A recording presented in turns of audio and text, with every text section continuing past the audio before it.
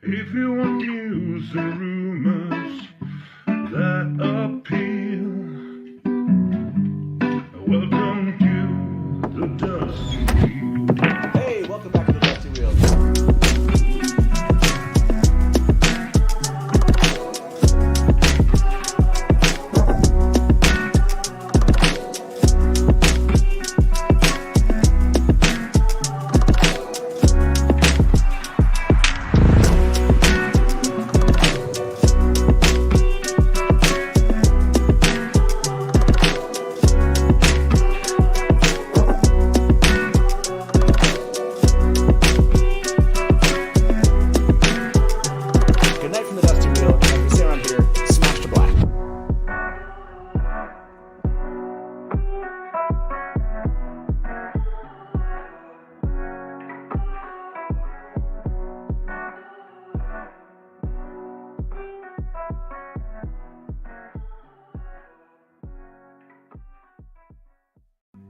If you want news and rumors that appeal, welcome to the Dusty Wheel. Hey, welcome back to the Dusty Wheel.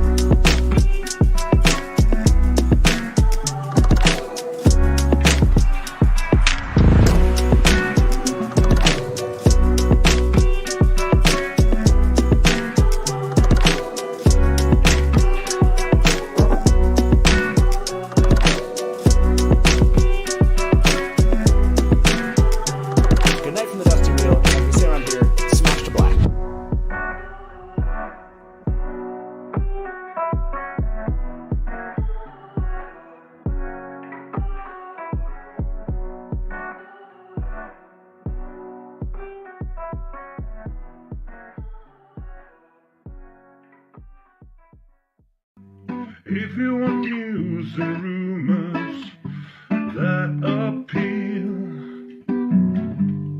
welcome to the Dusty Wheel. Hey, welcome back to the Dusty Wheel. I'm your host, the Innkeeper, and this is our live call and talk show all about the Wheel of Time. We're back on another Wednesday to actually have a little what I called a crossover event. That's right, we're going to be talking about Lord of the Rings, Rings of Power, another adaptation that Amazon Prime's doing, and basically talk with someone that hopefully many of you know out there, and maybe you don't. We'll speak with Matt with Nerd of the Rings here shortly. So, but before that happens, I want to remind everybody about a couple things that are coming up here at the Dusty Wheel next week. I know a lot of you are wondering when my trio of Theorylanders is going to be there. So that's right. Next week, we're going to be doing a little episode 1, part 3 breakdown. That's right. It's only taken us 2.5 months to get back here. We'll be doing that with Todd, Mary, and Natalia. That one's going to be a lot of fun. And then I believe, if I'm not mistaken, the following week, we are finally going to do an episode that I promised you and that we skipped a while back. That's right. We're doing Becoming Elaine. We're talking about Kira Coveney and getting to know her a bit more. So make sure you're back here for the next 2 Wednesdays, and then we'll reveal more of the schedule. Hopefully you've seen out on Twitter that we basically revealed the next 15 or 16 shows that we're doing. And if you have comments about those, you can go catch that thread. But that's it.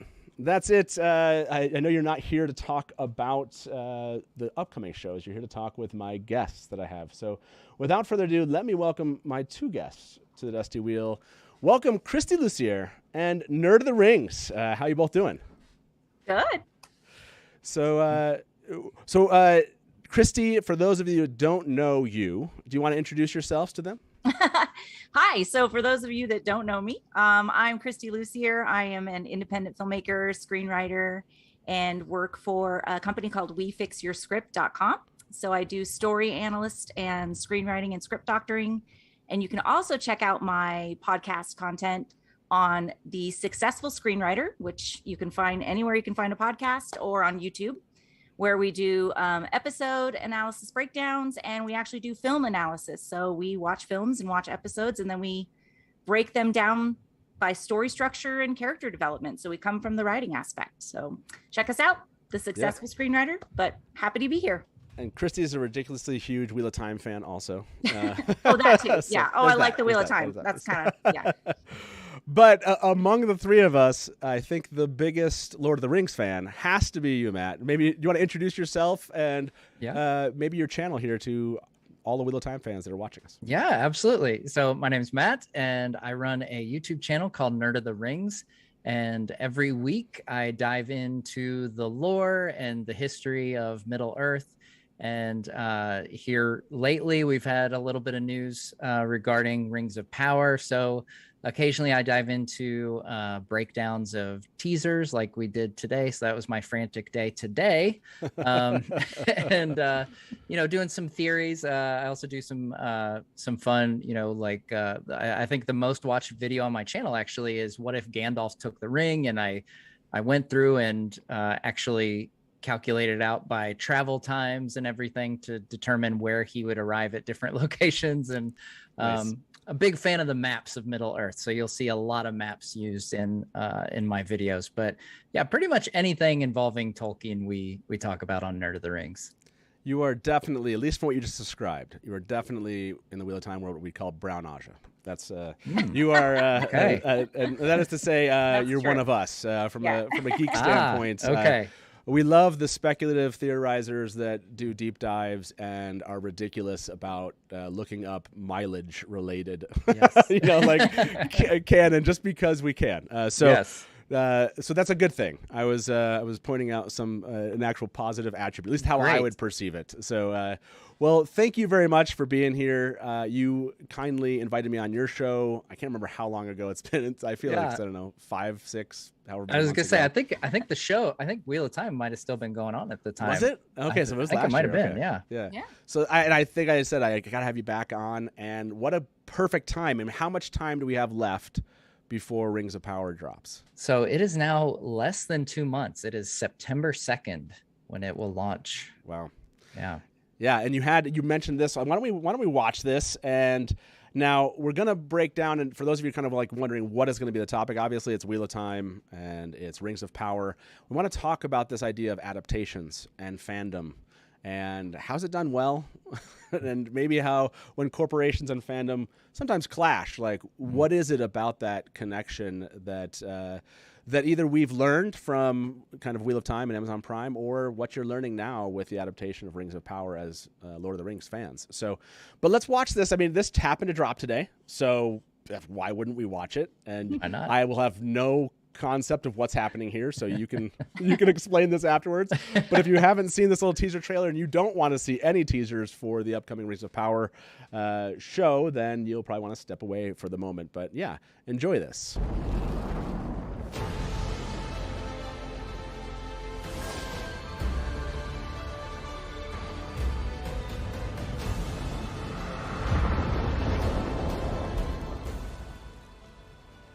Okay, so that's definitely like a 3-hour live stream around here when it comes to the Wheel of Time. Yes, that's legit. That's it's legit. like, I don't know. Do you guys do this? I was like, I think we would have done something like this.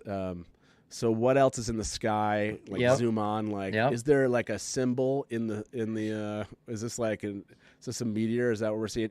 Like, I think we've done. I'm trying to, if I remember correctly, like a 3-second teaser. We definitely did like a 2-hour show on it. So that is to say, like, I saw lots of people look up in the sky. Can you give us a general idea of what's happening here? Yeah. So the full sneak peek is about a minute long. So that was like a 15. Oh, oh my gosh! I only got to like really. That's not. Yeah, that's you, not cool. That's you okay. missed the full one. That's okay. What's why Lord of the Rings Prime like posting their lame short one? I think they just put it on Prime Video. Actually, I Oh, don't is even it on think it's Prime on. Video? Oh, It okay. might be. I watched the Brazilian version. Was the first version I saw that was I like. was gonna say a rip that's on kind of like YouTube. that's really short. So, yeah. I was like, But ironically, it's advertising for a teaser that's coming out on the 14th.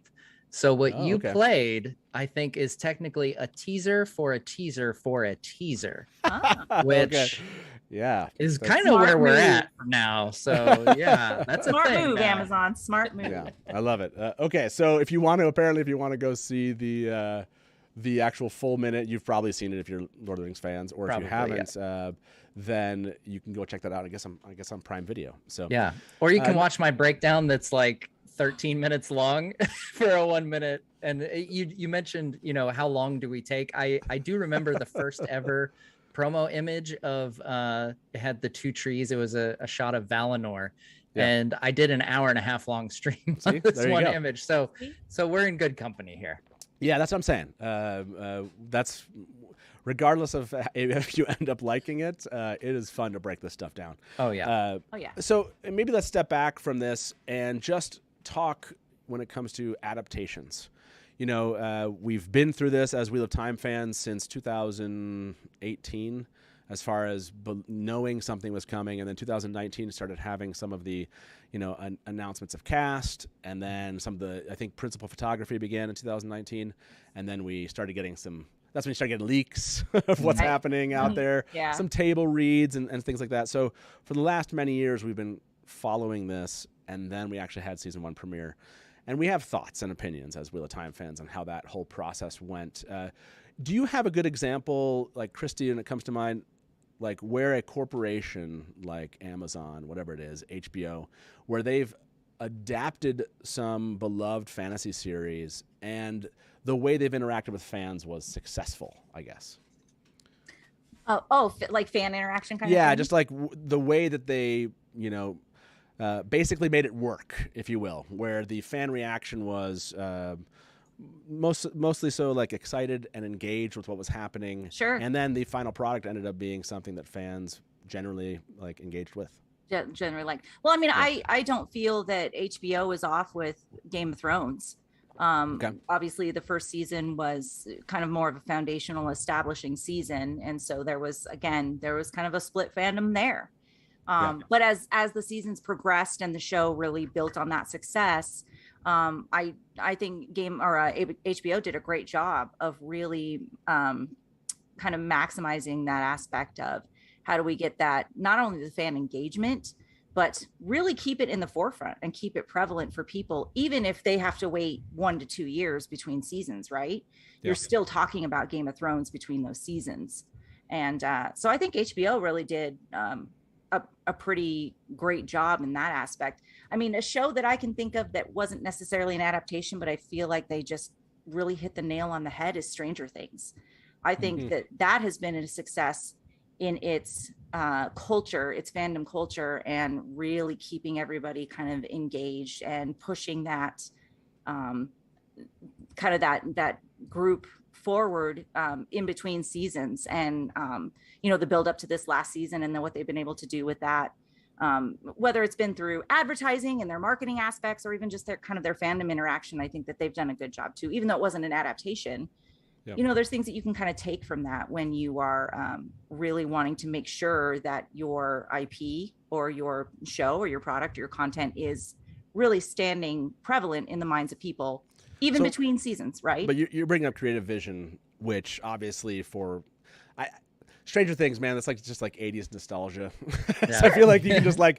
Anyone that creates something that just does it well, and you can just guarantee but it's yourself audience viewers. Attachment, right? Yeah, you can do that really well. But creative vision, you brought this up. Okay, so you said Game of Thrones, and obviously George R.R. Martin was like participating in the project, right? Sure. So having the authoritative figure that created the world or whatever, the universe, be party to and integral to its development seems like that's a secret. That's a secret to your success. He's at conventions signing autographs. He's talking to everybody, even about the show.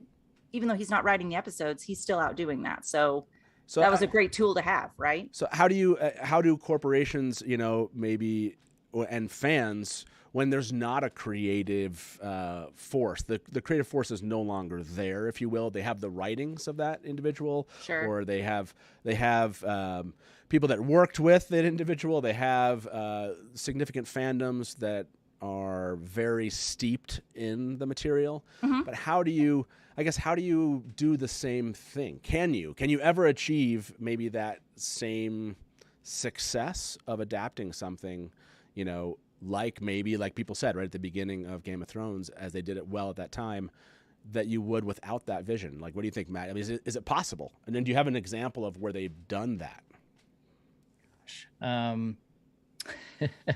Yeah, I don't follow many fandoms near, obviously, as you can imagine, Yeah, as closely you as have like a- Lord of the Rings. Sure. Yeah. So I think, what fans of, these properties or these, created worlds, what they want to see is, genuine love of the material, and I think that's something with Rings of Power, as we talk about the marketing for these, is something that didn't come across in like a lot of the early marketing, which is where I think it kind of got off on a, not the best foot with a lot of, diehard book fans, because a lot of the early marketing was on original characters and not, characters like Celebrimbor and Gil-galad and, all these characters that were on people's lists of, oh, I can't wait to see XYZ. But yeah, I think, here lately they've had some more things come out that have spoke to that a little better. There's been some articles on Gil-galad with the actor playing him and Celebrimbor with the actor playing him that kind of convey that. So I'm sorry, I'm going off on a tangent. No. I don't know. No, that makes sense. No. So I think you bring up a really good point, which is so one of the key material things you brought up was a genuine love of the material, and how do you acknowledge that love? Yeah. And what you said was that whether or not they had or have genuine love of the material, I'm not following enough to know that. Yeah. Like, I'm not a Lord of the Rings fan in that way, so I don't know. Yeah. But whether or not they do, when it comes to marketing it and engaging with fans from a marketing standpoint, maybe the misstep, it sounds like, they made was not immediately engaging with that love in a way that fans could, if that makes sense. Yeah, I was just like puzzled by the early, because you would, I don't know. So maybe Christy, maybe you would have more insight on this than I would. Yeah. I would think like, the people most interested at the beginning would be the diehard fans. And so it would make sense to market to them first and then kind of bring the casual fans as you get closer to the show. And it kind of felt, and again, this is just my unprofessional marketing outlook here. It kind of felt like it was backwards a little bit, where it was, here's all these original things that we've come up with, to fill gaps in Tolkien's story and to, flesh out the world. And then now that it's getting closer to the finish line, now we're getting into more the canon stuff, and yeah, it just seemed kind of reversed to me. And I am curious, if how Wheel of Time's, their rollout progressed. Well, I want to point out this comment. Tweeter of Chaos is here in chat, and Tweeter of Chaos said he didn't even know Bill the Pony. And Yeah. honestly, I don't know what like NOTR even means. Nerd of the Rings. Oh, Nerd of Yeah. the Rings. Oh, Yeah. see? Yeah. I feel now I'm assaulted. Okay. I didn't even know that. Like, I'm sitting here like, what does that even, like, what do they even say? What does that mean? Yes, I didn't realize that, Matt, you actually have an You have an acronym. acronym. which Matt, I you have an totally acronym. get. Like, I can't believe I didn't know your acronym. So that's embarrassing. But Matt, you brought up something really interesting. You said marketing, and strangely enough, kind of in my other life day job, I actually work at a marketing agency. I'm a creative production director. And it's really funny because in the marketing world, there is kind of an approach that 93.5% of marketing agencies do, which is, let's create something and just throw it out for everybody. And maybe something will stick, but we want it to touch everybody, talk to everybody. We've got to have something that everybody can relate to. And unfortunately, particularly when you're in the beginning stages of launching something along these lines, definitely in the film and TV world, if you're trying to hit everybody, you're really not going to try to hit anybody. Like, you won't hit anybody, right? Yeah. So it did feel, and then the sense was that it was maybe a little bit backwards, that the first thing that really should have been kind of considered was, how do we hit those diehard fans? How do we get them going? Yeah. And they create the buzz. It's less work for us when we touch them, and then they drive that force. And I don't know if Matt wants to jump. Matt, top Matt. Yeah, Two Matts. top Top Matts, Matt. yeah. Whichever Matt. I don't know like if you- Matt wants to you jump can in do- and you can- say that, but I think that was actually really successful for the Wheel of Time, that Yep. Amazon saw there was already this really diehard niche fandom, that we were already online talking about it, and we were going to conventions, and that fandom was there, and they really started dropping those like carrots and those pieces for us. Yeah. And we drove that force, and they saw that. I Yeah. don't know if that was like, it was kind of maybe too late in the Lord of the Rings aspect, but they could have followed that same path and maybe had a little bit of a different response and success with their pre-marketing. Well, Really. because I'm seeing that a little bit.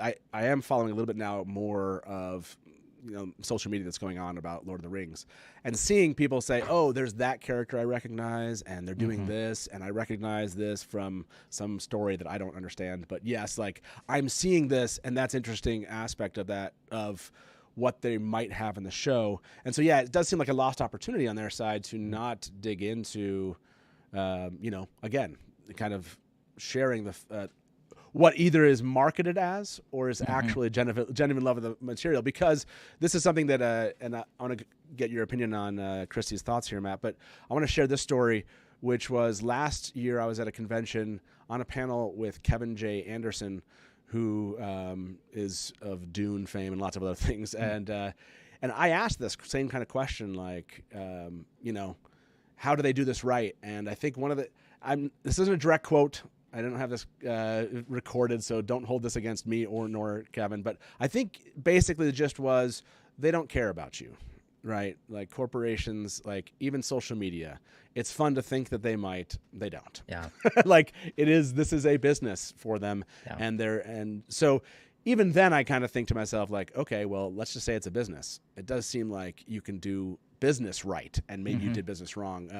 This comment from Ryan, I guess we got lucky that Amazon gave the hardcore fans lots of teasers up front. I would agree with that. Like, Matt, what's your thoughts about that? Do you see that is, regardless if it's genuine or not, actually reaching out to diehard fans was maybe a missed opportunity that they had? Yeah, I think, and as I think about it, the very first couple things were the map of Middle Earth, and then we got the promo image of Valinor that had the two trees. So those were really good starts, and I think it started off with a lot of enthusiasm, and then we had like a long stretch of where we had basically Galadriel and a bunch of original characters, and the whole time we're wondering, like, okay, so what about this guy? What about Gil-galad? What about Celebrimbor? What about Círdan? What about the Númenóreans?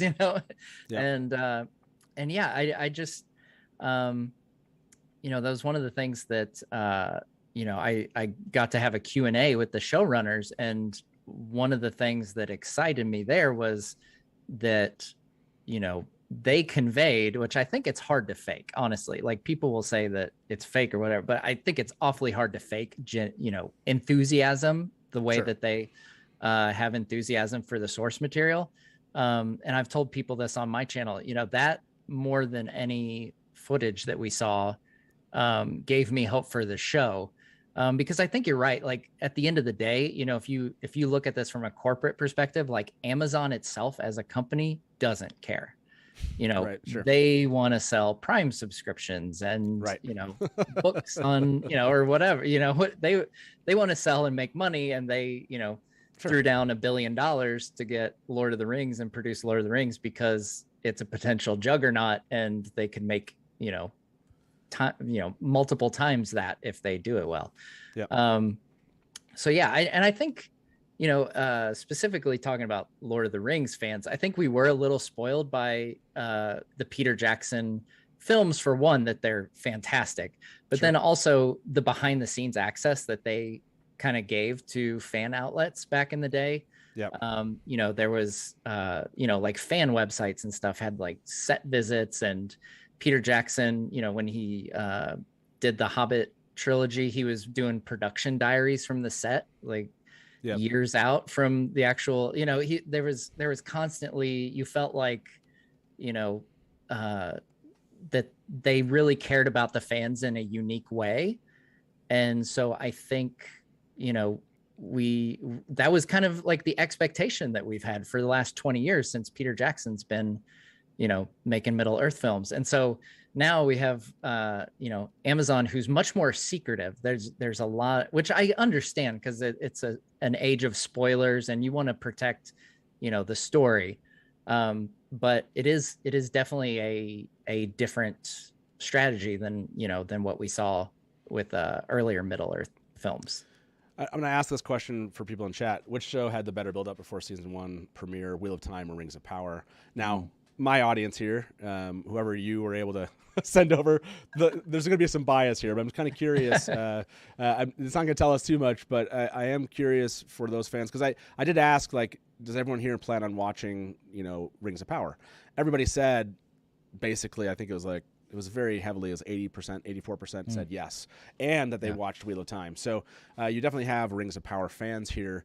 But it does feel a little bit like, and you brought up one thing, showrunner interaction. Brandon Sanderson did this really well for the Wheel of Time. Brandon Sanderson obviously finished the last 3 books of the Wheel of Time series. That's a huge thing to come in on, right? Like, talk about writing in someone else's world. Like, finishing their series is a like, I don't know.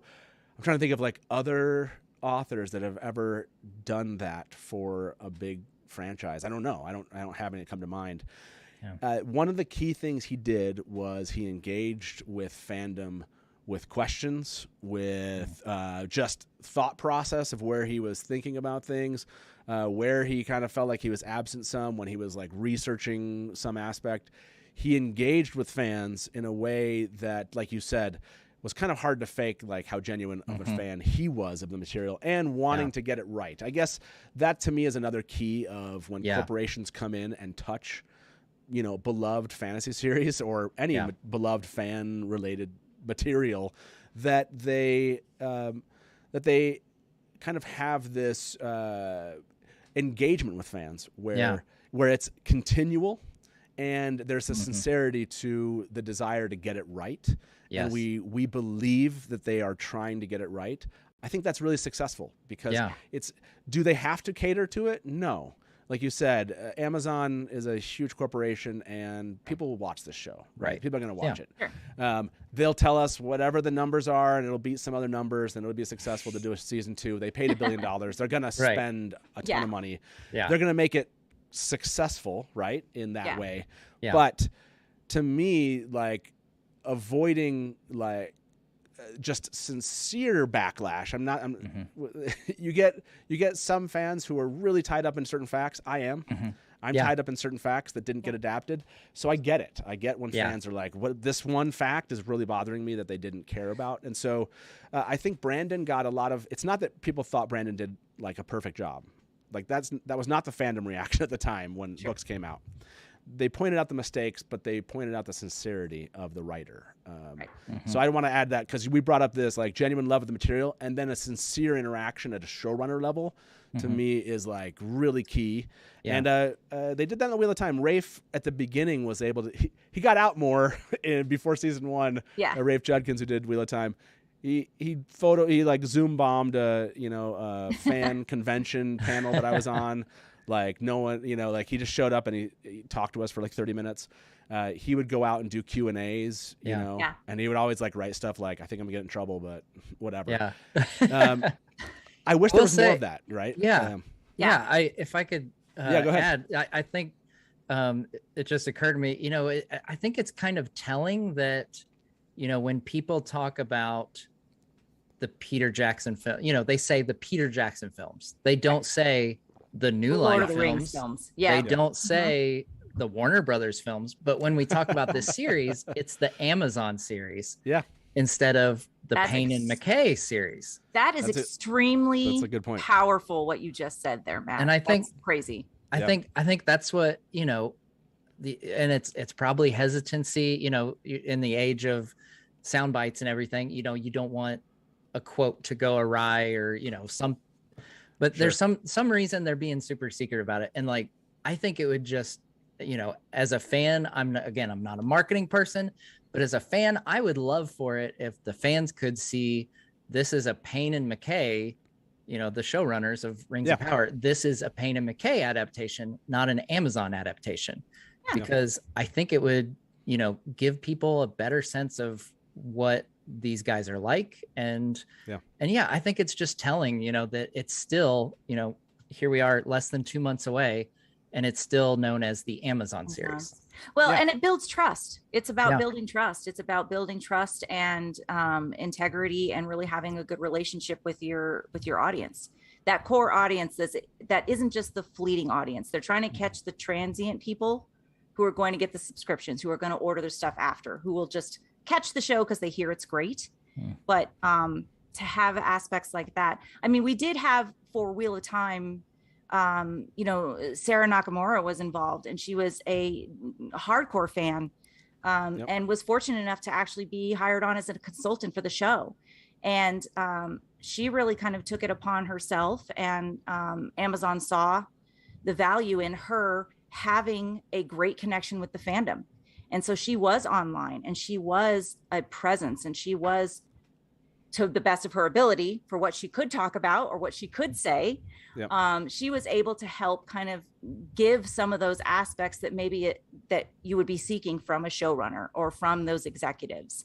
And so we did have a little bit of that with the Wheel of Time, but you're absolutely right. It's about kind of just building that trust and that good connection with your audience. I mean, to this point that Chris made in chat, I think it's because of film, TV sort of thing. I would agree with that, which is you do have this kind of idea of writers, like they do these block, when it comes to TV series, they'll like film in blocks, and you'll have different directors for maybe these 2 episodes and these 2 episodes. And you're going to have different writers on different episodes. And so there does, maybe that kind of distracts a little bit from kind of, this is the showrunner show versus, and I actually we'll dig into that a little bit, but I think that causes some of the unevenness when you actually get the final product, because you don't have like the same maybe vision throughout the entire series as you might more so have in something film. Like film. So I think that happens. But the trust aspect, I like that you, Chrissy, added that, which is, the showrunner interaction, but it's establishing trust with fandom. Like you said, again, diehard fans, they're going to likely watch it anyways. I guess with Wheel of Time, we called it like hate watching or whatever it was, like there were some fans who were like, I hate this, but I hate episode 5, I hate episode 6, I really hated episode 8, and then when I watched it again, I hated it. You have There's fans, a plethora. Regardless if they loved it or hated it, Right. they were likely going to watch it. And so it makes me wonder, how much, corporations like Amazon have just decided, like, at some level, we're just going to market it like we normally market a product, and interacting with fans is a nice to have, not a need to have. And that's kind of a mistake, in my opinion, and I think they did that real well with Wheel of Time. But before we jump to Wheel of Time, and kind of, I want to break this down for people that are watching right now. We'll open the call lines here in about 20-25 minutes. I want us to jump into Lord of the Rings, Rings of Power. I want to talk to you about what you think they've specifically done right or wrong for this series so far. What have you learned about Amazon's, I know I'm using Amazon here, not the showrunners, but Amazon's tendency as a corporation when it comes to an adaptation like this, and what do you like and don't like as a fan about that, and what do you think's been successful? And then we're going to jump over to Wheel of Time and talk about our experience, obviously following this daily for a couple years, and what that was like, and how that experience ended up in, like, what was the final kind of thoughts at the end of that, of like what went well, what didn't. So maybe to you, Matt, you've now been tracking, how long has this series been known to be happening at this point? It was announced before I even started my YouTube channel, which was 2.5 years ago. So when you were saying earlier that you guys heard Wheel of Time was announced in 2018, I kind of got the sense that we've had similar trajectories here, because Rings of Power had, delays because of the pandemic and everything. And it seems like it's been a really long time since this was announced. It's been a while for sure. So it's kind of exciting, whether it's great, good, bad, whatever, like at least it'll Finally be here. here. Yeah, it's finally here where we can actually watch the show. Sure. And like at the end of the day, you know, I always say in, you know, my breakdowns and stuff, like I'm not going to judge anything till I see it. So I'm not gonna, about to like, you know, say, yay, it's the greatest thing ever, or boo, it's the worst thing ever, until I actually see said show. I know that's a radical opinion sometimes, but but yeah, it's exciting because it's almost here. And you know, Comic-Con's here in a couple weeks, and there's been rumors that Rings of Power, they're already the Rings of Power is on the badges for Comic-Con this year, and there's whispers that they're going big for Comic-Con. So whatever that trailer drop, basically, right? Maybe perhaps a trailer drop. Maybe we'll get a teaser for a trailer or something. I don't know. We'll see. But yeah, I know they have a panel in Hall H, which is the big hall, of course, there in at Comic-Con. And yeah, so I'm hoping that, you know, maybe Comic-Con will start to see, you know, we've been talking about the fan interaction. Maybe that's where we'll get, you know, our first big dose of that. Yeah, that's and that's like what, going to be 6 weeks out from the premiere. You know. Yeah. That's, yeah.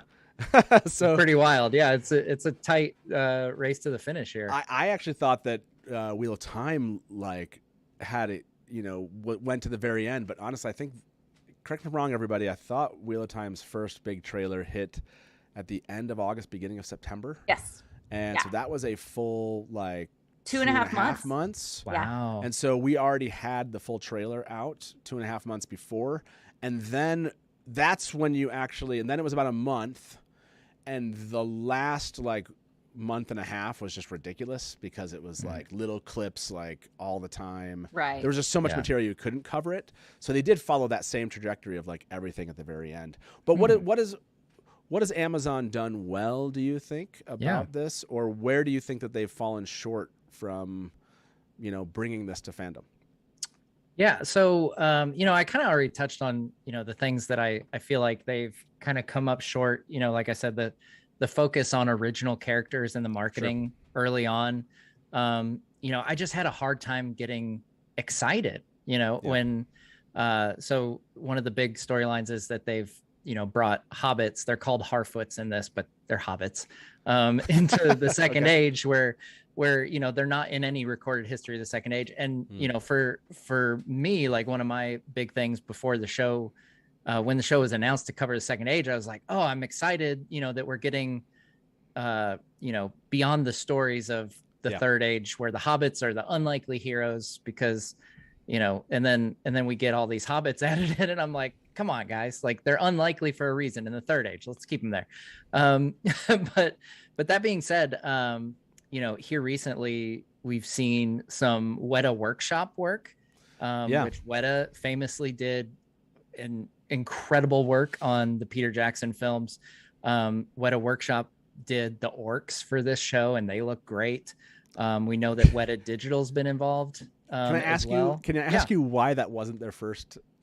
Like, you would think that Weta would be like the first out, like ever. You think their first major engagement would have been like Weta leaving with like a cool release of work that they're doing for the show. Right. Like, you would think that would have been the most obvious thing. Yes. I'm sorry. I would have. I think the first promo image should have been, you know, Richard Taylor working on an orc with all of his Oscar statues in the background and say, hey, we've got Weta working on this thing. That would have made perfect sense, I think. Yeah. And we really haven't gotten any behind the scenes stuff. There's been a couple promo images. So it's interesting because not even on, you know, creature effects and stuff like that. We also know now that John Howe is involved in concept art, who, you know, was half of the dynamic duo for the Peter Jackson films again. And I'm personally just eagerly awaiting for an Art of Rings of Power book that's just chock full of John Howe artwork, because that will be an instant order on probably on Amazon, I guess. They'll get some money out of me one way or the other. But yeah, and then, you know, like I said, Weta Digital, which I think in a lot of the landscapes especially have been really strong, in my opinion, the landscape shots.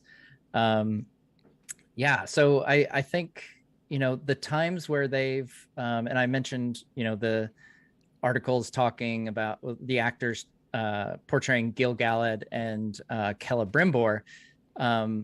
You know, I won't go into all their quotes, but they seem to have a really good grasp on the essence of those characters. Okay. And the way they describe them is pretty much dead on to how I would expect them to be described based on what they do.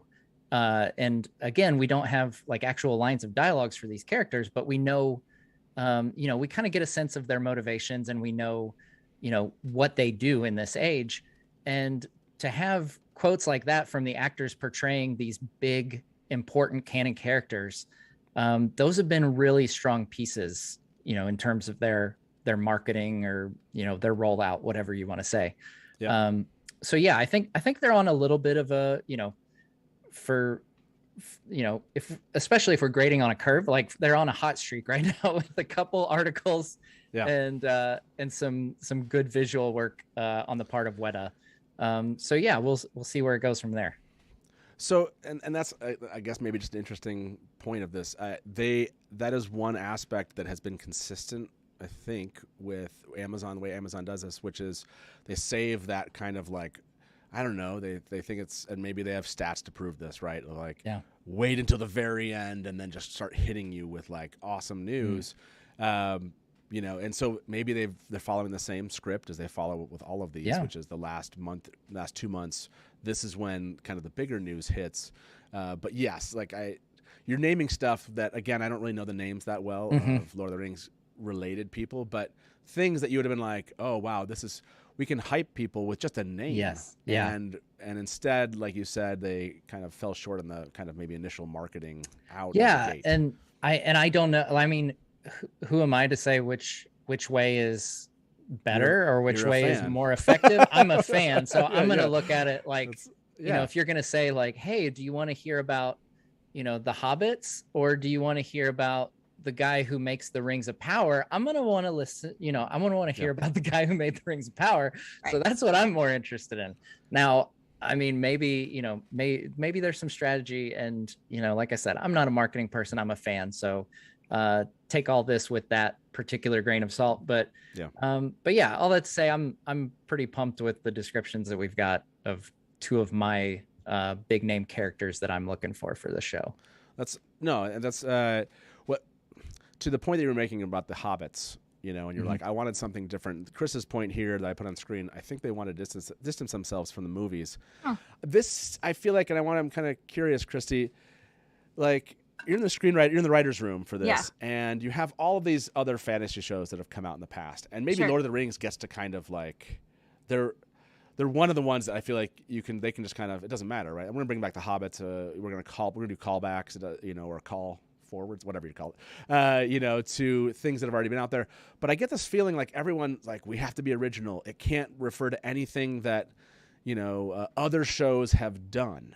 And we need to distance ourselves. You know, is this, from your opinion, from an industry standard, is that smart? Because it always feels like, wait, you're changing something about the series now because you think someone else is going to care that, for example, we can't use rats, we have to use bats, you know, and like, why would you ever make that change? No one, like, someone thought it was like some great marketing decision, you know, because we can't associate with some other show. Is this good strategy in your opinion, or is it just things that people want everything to be original, and so that just happens in the writing process? I think it's twofold. I think there's kind of two parts to that. I do think on the one hand, there is a sense where they do feel like, hey, we want to bring it into the 21st century. We want to have like new representation, new diversity. We want to kind of reflect the world today. We don't want to feel exactly like A, B, and C. But the bottom line, particularly for Lord of the Rings and Amazon, is they picked up that IP because of those movies. So while we want to say that, sure, they maybe want to distance themselves, at the end of the day, there would have that IP wouldn't be the way it is without the films. And so I think there's a decision to either really separate yourself from that, and maybe that's kind of the path they chose. There are other IPs that have done that, cough Star Wars. But I think for Lord of the Rings, you lean into that. And so it is great to hear, I'm going to say Matt, Nerd of the Rings Matt, because there's two Matts. I'm so confused. I think it's great that they're bringing in the aspects where it's like the art direction and kind of the Weta workshop and stuff, because that is the tie-in to the original, to those films, right? Yeah. So again, the audience is more bought in. They are coming in with the expectation, we're going to see what we want to and expect to see.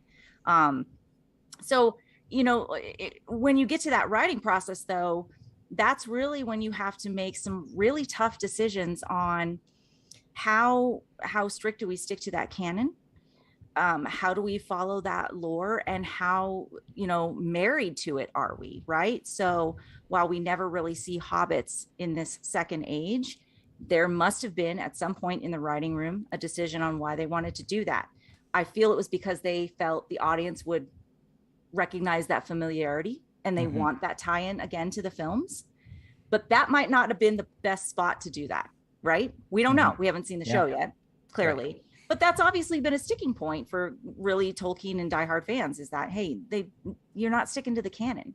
Yeah. So it's really where you decide where you lean into those old tie-ins and where you don't. And it looks like maybe in the writer's room they had they went in a direction where they kind of wanted to like lean into the films. That's why you're going to see these Harfoots, because they really want a broad worldwide audience to recognize that, Yeah. I think. Go ahead, Matt. Yeah, I think they the Harfoot specifically is kind of, they see the hobbits as the everyman that everyone can relate to, which I could go on a tangent about that, but I won't. But I will say you touched on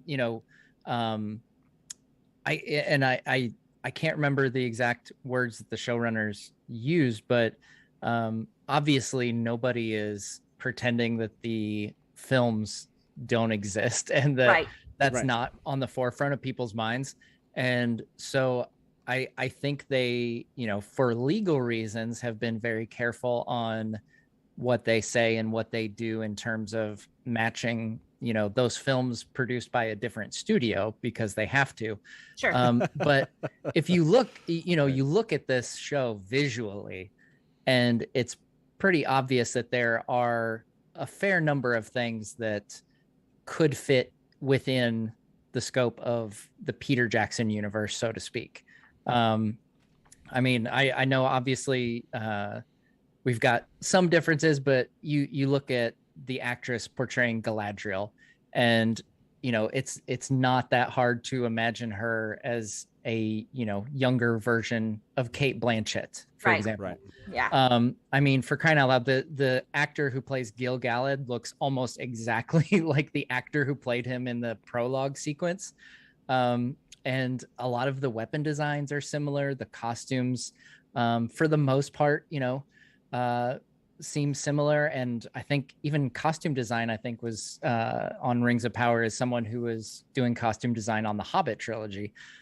So I think they're leaning into some key areas where it's really good to keep that, to not go too off the board visually from the Peter Jackson films. Right. Yeah. The biggest thing is probably elves having short hair is really, messed with some people's brains a little bit. I get it. I get it in the sense of just like, we get it. Yeah. For example, there's a certain amount of facts, if you will, in a series where people just are not familiar with all the facts. And there's a certain amount of facts in a series where people are familiar with all the facts. And then there's just a contingent of people that are just upset by anything.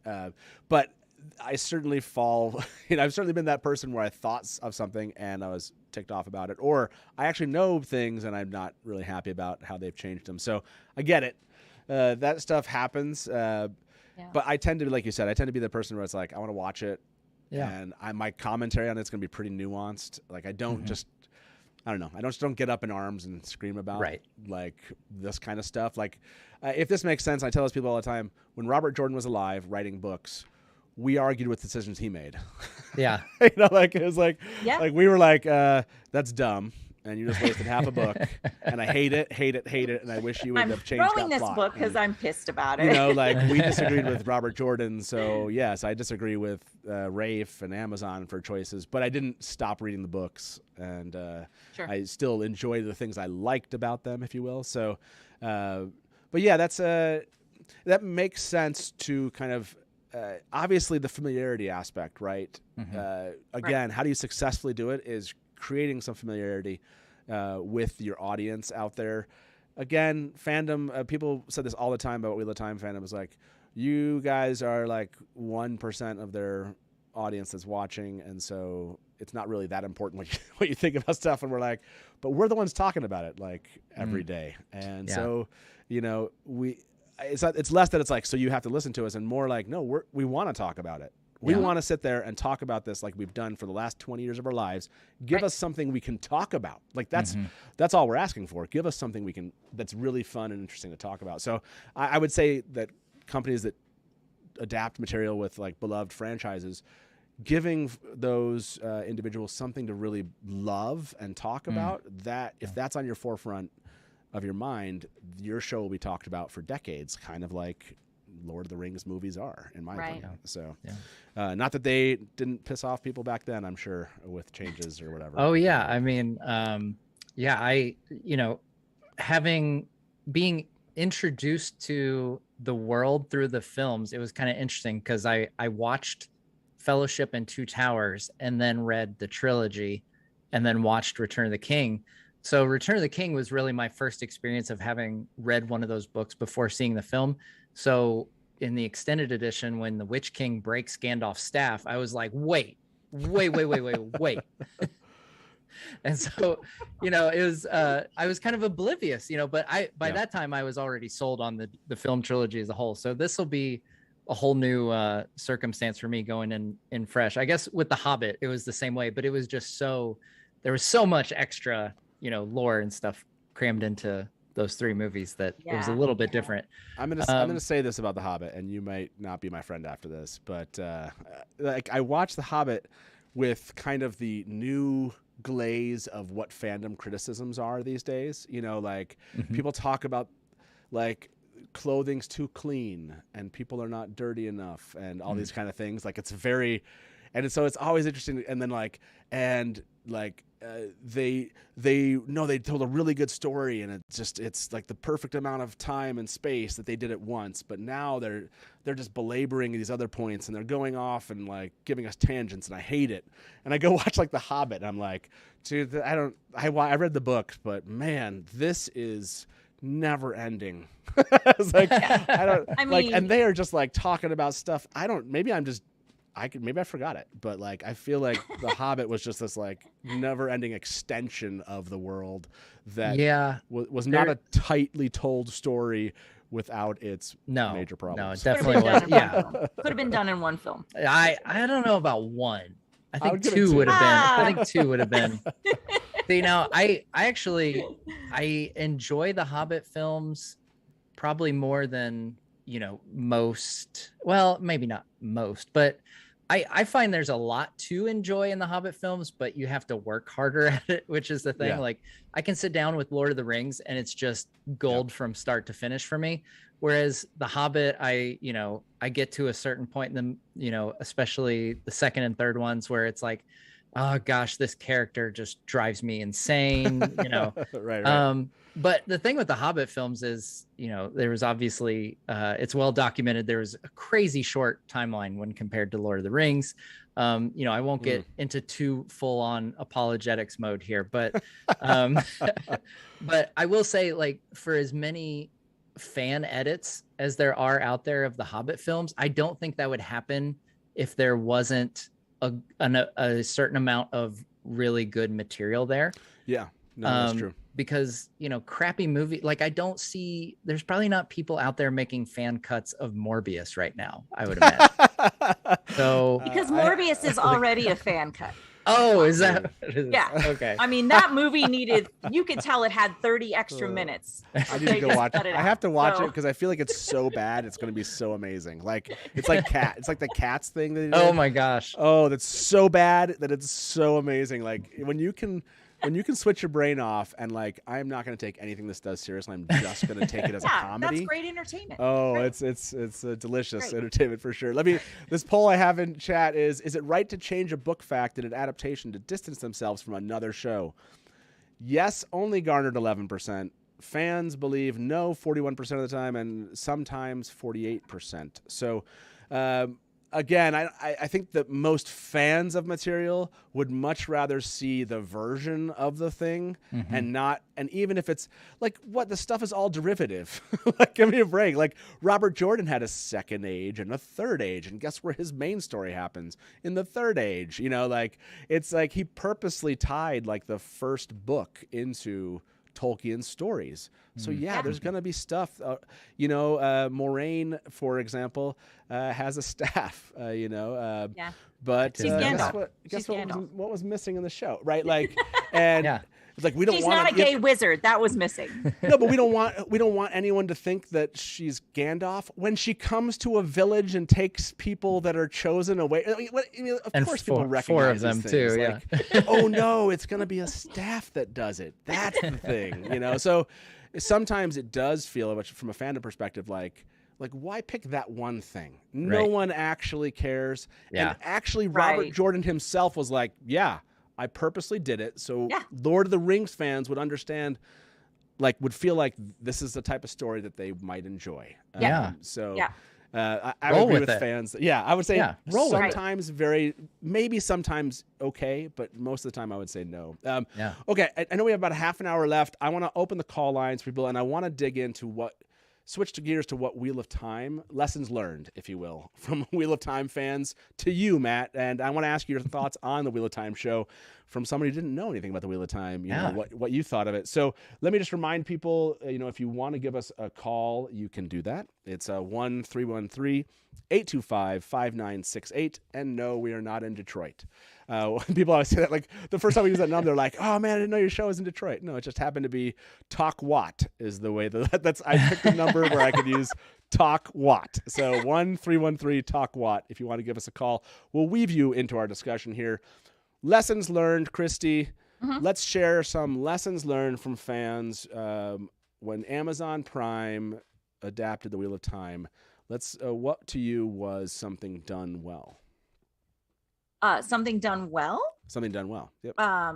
When Amazon When did they the adapted it, yeah, they're in whatever. When it comes to fandom, when it comes to the actual adaptation itself, where do you think they went right?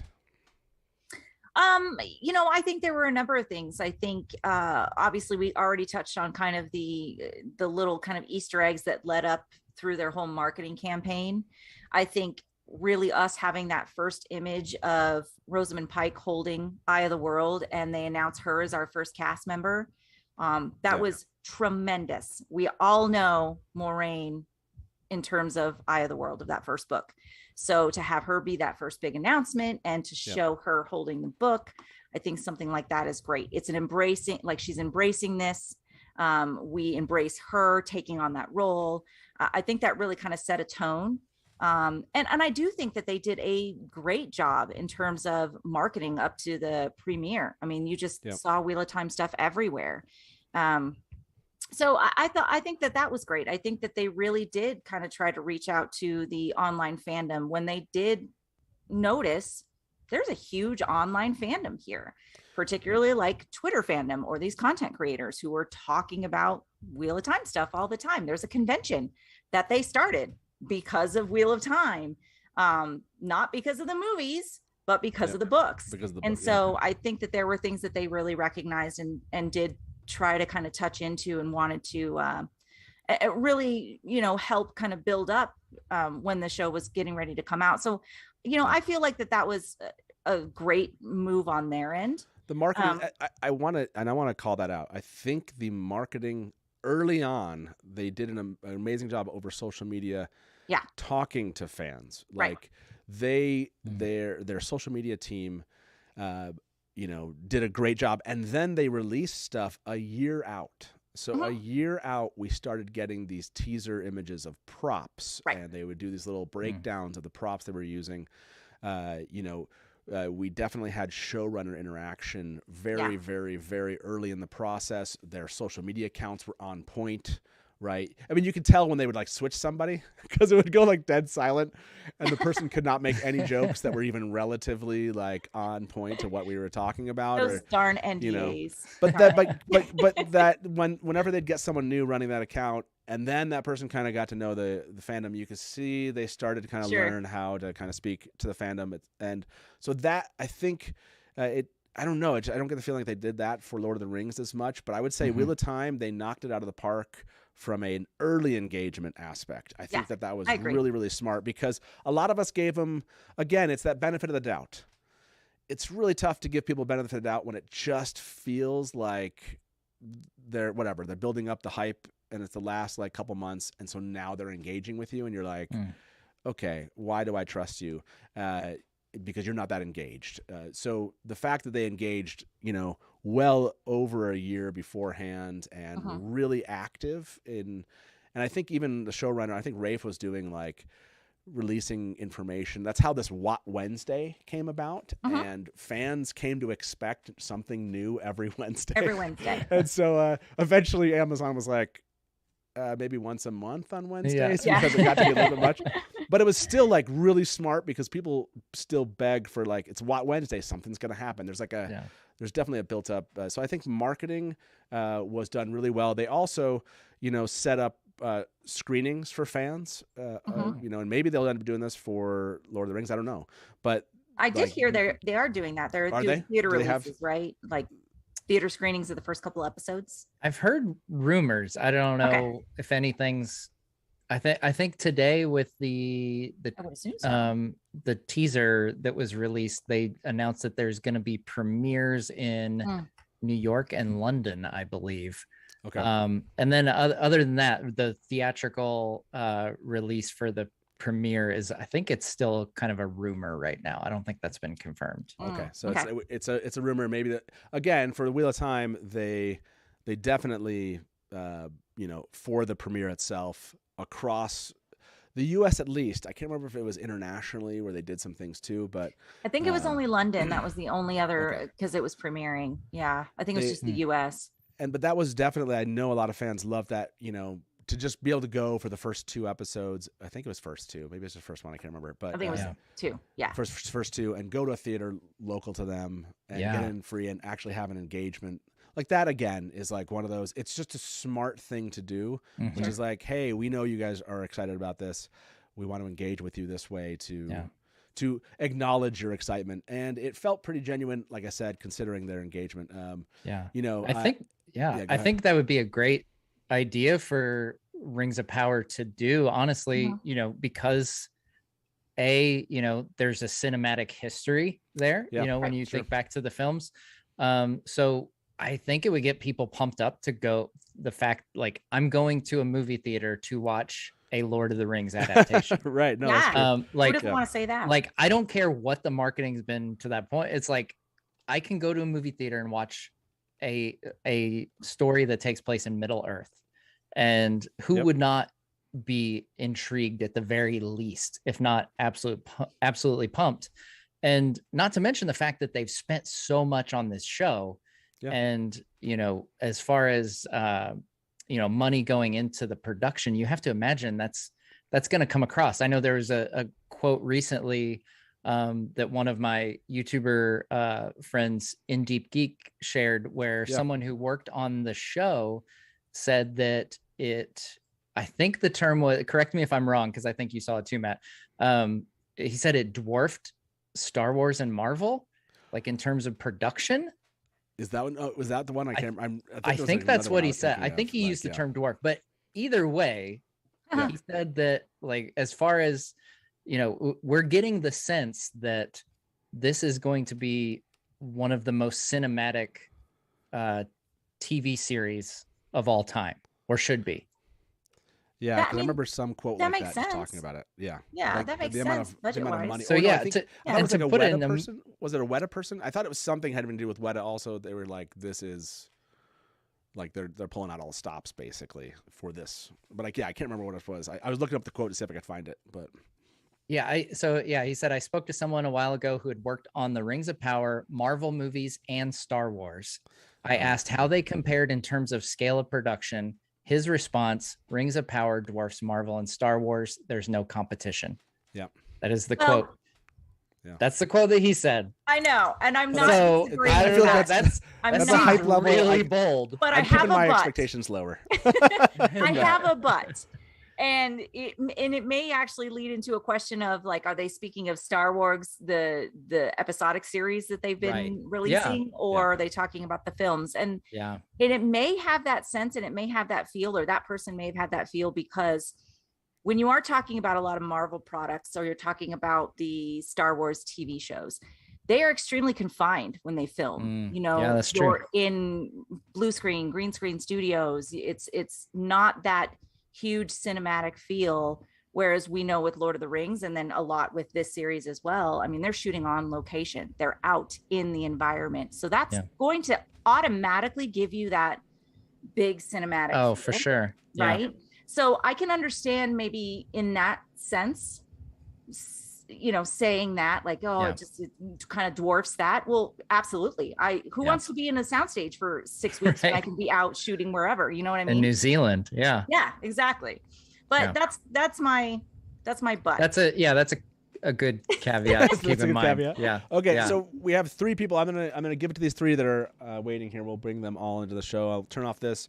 We'll have enough time for these 3 callers. I do want to talk, because I think marketing, beyond just budget. Obviously, who doesn't want more budget for their show? But marketing was a success from Amazon Prime. So how they did Wheel of Time. But I want to talk about maybe what was less, even, if you will, what was uneven about what they did with Wheel of Time. But let me bring in one of our callers here, and we can kind of switch back and forth here for the next 20 or 30 minutes. Hey, welcome to Dusty Wheel. Who's this? Great Innkeeper. As always, I raise my mug to you, Norm, sir. how you doing, man? Good to I'm see doing you. great. Hi, Christy. Hi, how are you? I am relaxing. And of course, Nerd of the Rings, I just have one thing to say to you. One ring to rule them all, my friend. So, Norm, man, how are you? Do you have a question for my wonderful guest here, or just a comment? I just want to say, as a fellow nerd of watching so many adaptations and waiting for so many adaptations, I am cautiously optimistic about the Rings of Power, only because I know there's not a lot of the Silmarillion that has been written, so a lot of it is up to interpretation. And I am looking forward to seeing the CGI orgy that is going to happen on this. But I'm looking forward to seeing, because if memory serves, and you can correct me if I'm wrong on this, Nerd of the Rings, the Second Age is predominantly all about the elves and about everyone in Numenor, if I'm not mistaken. So, I mean, granted, I know Harfoots are now in here. As you said, I agree with you. Why? But I want to see a whole bunch of elves kicking some butt and taking some names, Yeah. and hopefully, how long this series lasts, I want the final series to actually be that big battle with Sauron and seeing what's his name, what's his nuts cutting off the hand to have the Isildur. ring. Are you spoiling the whole? You, right. You just spoil the series for everybody watching right now, Norm? Is that like? No, they have no, please. I'm not watching this show anymore. It's over. Oh, that's it. That's why. Let's just fast forward to the end. That's the problem going back an age. That's the problem. That's right. Like that's the same thing with Wheel of Time. Like you go back to the Second Age, and it's like, oh yeah, Well, we know everything. That's yeah. all Yeah. all that happens. And people are so used to talking about it because, right? It's like, and that's funny because I think from a spoiler perspective, you often do buildups of like, yeah, the third age, well, that happened because of these things that all happened. And so if you Right. go back and do those stories, you're like, oh yeah, I told you everything that happens. Yeah, it's kind of like that. Yeah. So I know it's probably more interesting, or they'll do something more than just what maybe the story we have. But so I'm getting, Matt, you were like shaking your head. Yeah. Is Norm right? Yeah. That's basically what we're here for. Yeah. So what we're here for, kind of the big moments here. We've got elves involved in the creation of the rings of power. Sauron creates his one ring to rule them all. And there's a war of the elves and Sauron that takes place, and things aren't looking good. And that's where the Númenóreans come in. And as awesome as we've seen the elves, for example, in the prologue of Lord of the Rings that he mentioned there, the Númenórean army is described, these are people who are, kind of, you kind of get the hint that they average like 7 feet tall or something like that. Like they're massive. I doubt that we'll get, a lot of, NBA sized actors playing Númenóreans, but we get the feeling that they are a force to be reckoned with. And the fall of Númenor is kind of the big cataclysmic event that will shift the whole show. I think this is, me going to prediction mode here. And I think he's right on that the elves and the Númenóreans against Sauron is kind of the big, the big three players here. Okay. So that's the things, and all these other side things like Harfoots and stuff like that. I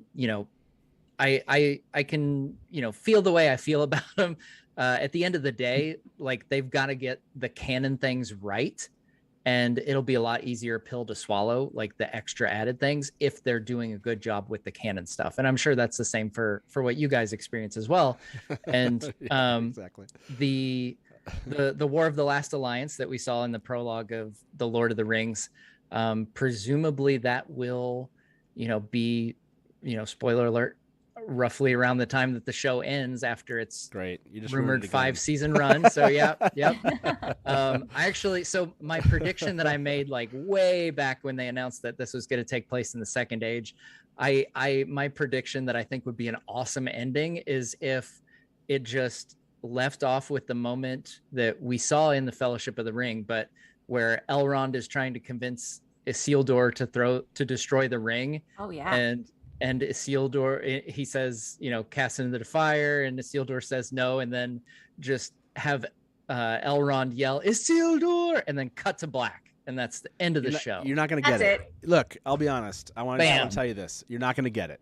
But it'd be so fun. I'm not saying it wouldn't be. I'm just saying from my experience, and again, they paid a lot more money. They paid a lot more money for this one, so maybe they will. Maybe they'll be like, we really have to end it there.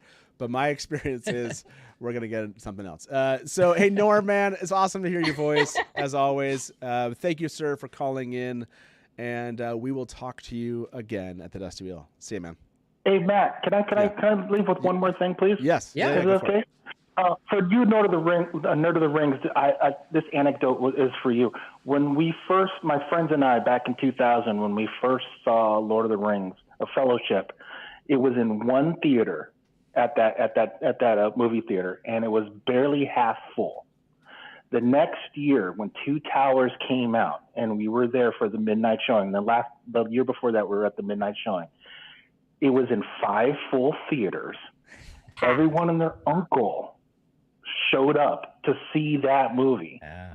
And it was just from 1 year of seeing Fellowship and basically only nerds being in that first theater, and then everybody being in the second showing. And then in the third one, we went to I don't know if you went to it, but we went to the extended screening where we were there all day to watch the 3-hour Fellowship, the 3-hour Two Towers, and then watch the premiere of Return of the King. And we were there for like 8 hours until like 2:00 in the morning to be there for that premiere. And it was just insane being around all of those people. And it was just awesome. So I feel the love. I feel the love, man. And I know I feel the palpitations that are coming from you and the love that's coming from you. So, hey, much love to all three of you. Have a great week, and we'll see you guys when we'll see you. Hi, Norm. Bye-bye. Norm's the best. Norm's been calling in for years now at the show, and we love to hear him. It's just like Cheers around here in many ways. So, we have 2 more callers and have a couple more comments. We'll give away a mug and let you all get back to your evenings. Let's bring in our second caller. Hey, welcome to the Dusty Wheel. Who's this? Hey, this is Kyle. Thanks for having me, guys. Absolutely. So, Kyle, what's your question or thought when it comes to Wheel of Time, Lord of the Rings, Rings of Power, and Amazon adaptations? Well, I want to say hi to Matt and Christy. And Matt, I've been calling into the Dusty Wheel for years now and been following you guys for a while, but I've also been a huge Nerd of the Rings fan too. So it's awesome to see this. It's like the Avengers crossover. You guys coming together. We'll do it again. Yeah, absolutely. Yeah, definitely.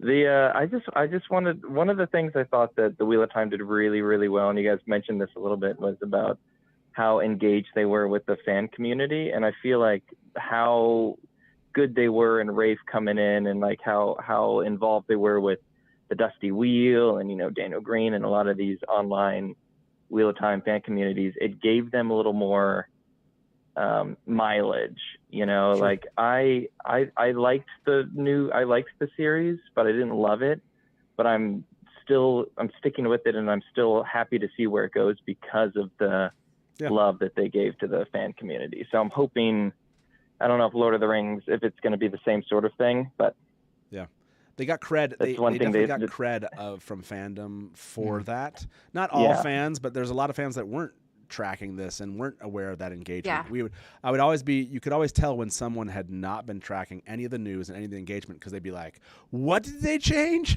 And you're like, or they'd be like, there's a show. There's a show, but I think you're right. I think, Kyle, you're right. They gained cred, and I don't know, I haven't been following, but from what I'm gauging, at least, Matt, you're saying not as much. They have not engaged as much and gained as much cred, if you will, in that way right so far. Yeah, I think oh, sorry, go ahead.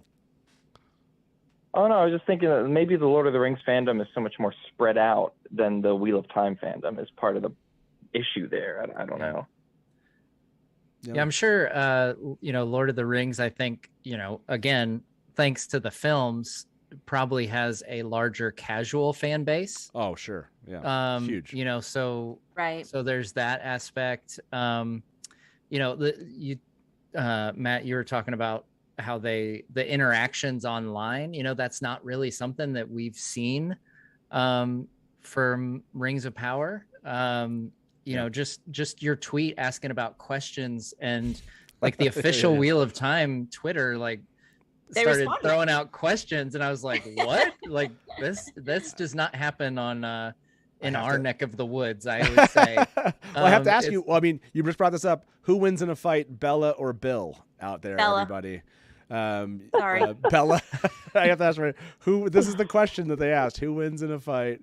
They asked two questions, Matt. That was I know that was one of them. So Bella is This is very fortuitous, because we have friends visiting us this weekend, and my friend here is a huge Wheel of Time fan. So I said, "Who the heck is Bella?" So I have some point of reference, and so he gave me a little bit of lowdown. And I will have to point out that they asked who the better horse was, and Bill is a pony. He is not a horse. Okay. So I don't know if this is an apples and oranges situation. I feel like, if anything, Bill gets like extra credit for being a pony going through hardship as opposed to a horse, but I see. I'm gonna ask everybody in chat this question. Yes, what about Fatty? I didn't know who Bill was either. I just literally looked up like Bill, and I was like, oh, okay, I see. It's one of the biggest plot holes in the films, because he gets sent off and then you never see him again. You never see him again. In the books, yeah. We find out. I don't want to leave you guys. You guys are gonna go home tonight, and you're gonna be worried sick about Bill. Bill is fine in the books, so he makes it. Don't worry. Okay, but I have to ask you this also, the second question, because you brought this up. You're right. Tweeter of Chaos, their official account. definitely really fun interactions, right? It's just fun. Yeah. For people that are like angsty about that kind of stuff, to me, it's like, no, I don't. It's just it's a way to engage when you're waiting for something. Sure. And for those of us that waited 2 years between most of the Wheel of Time books, over 14 books released in our lifetime, it is fun to just have fun in the midst of waiting, and we've gotten used to that. So I like that. They asked this question: does Tolkien have interdimensional gateways in like Lord of the Rings, like his worlds? Is there anything like an interdimensional gateway? An interdimensional gateway. Gosh. Yeah. I mean, when Gandalf dies and then is sent back, there's a little bit of a interdimensional. I mean, I guess, he's sent back by Iluvatar, which is the god of Tolkien's world. The first thing that came to my mind was, it's kind of this weird concept, when in the Third Age, when they sail to the west, they go to the Blessed Realm. Yeah. It is actually separate from, like you can't just go there. Like not anybody could just go there. So to get a little bit into the weeds here. So when the downfall of Numenor happens and the men of Numenor decide, like, we're gonna attack the Blessed Realm and take immortality by force, because Sauron convinces them that that's something you can do. So at that time, up until that time, the world is flat in Tolkien's world. And after the downfall of Numenor, the world is remade and it is round. And so we kind of get the sense, and it's we can there's all kinds of debates and theories and stuff, but you get the sense that Valinor, the Blessed Realm, is separate from the rest of the world. So I don't know if there's not like a portal that they go through, but that's the closest thing that that's the closest we have something like that. Okay.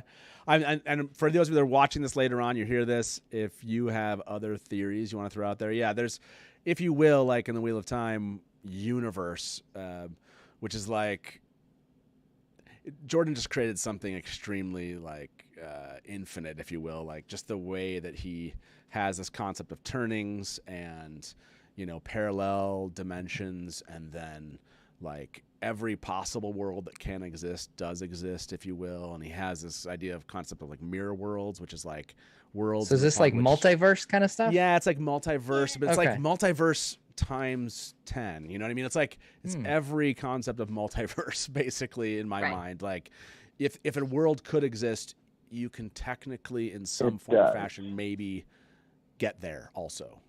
So but that, because I just recently watched the new Doctor Strange movie. So my mind's in that mode now. So I'm like, ooh, multiverse. Okay.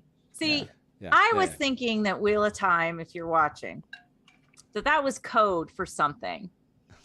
I was like, are they saying, is there a possible crossover opportunity here?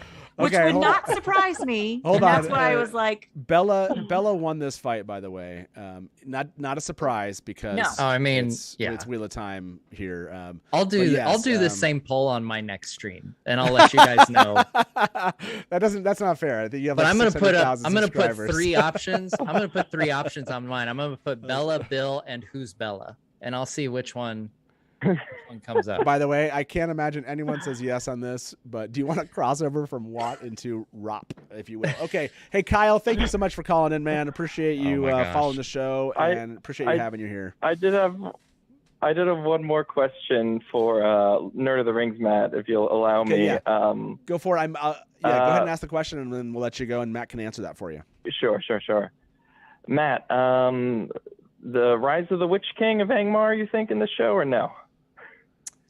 I doubt it, because that is, well, let me say, okay, so I think we will see the origin of the Witch King and the Nazgul, because we do have the first confirmed appearance of them does come in the Second Age, but we don't really know anything about the circumstances or anything like that. So it'll be something that they create, but yeah, I think a show called Rings of Power, we're going to see the storylines of all 20 Rings of Power.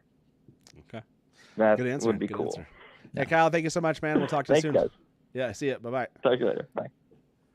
And Ryan, thank you, man. Taishar, Innkeeper, Taishar, Christy, Taishar, Matt. Thank you very much Taishar. for your Taishar, Taishar, Ryan, Timms. Ryan's always really supportive of. What's Taishar mean? It's direct translation because here, let me give you the direct translation. I'm trying to get like. Oh, you have to Google it. Come on.